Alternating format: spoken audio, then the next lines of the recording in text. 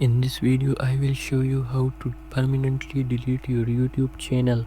The first thing you need to do is make sure you have got the correct YouTube channel selected which you want to delete. To do that, you just go to the top right and you press on your profile icon. Then just click on YouTube Studio like this.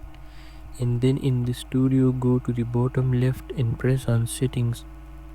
Wait for this to load, and then what you can do is go and click on channel, and in channel you need to go to advanced setting and scroll down here until you see this option. Here remove YouTube content will then take you to this page here where you need to sign in. After you have signed in, you will then have two options. I want to hide my content and I want to permanently delete my content.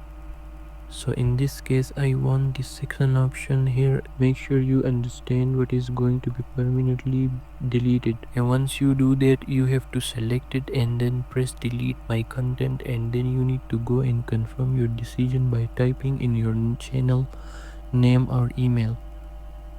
So I will type mine, press delete my content, and there we go, the content is now being deleted. Thanks for watching.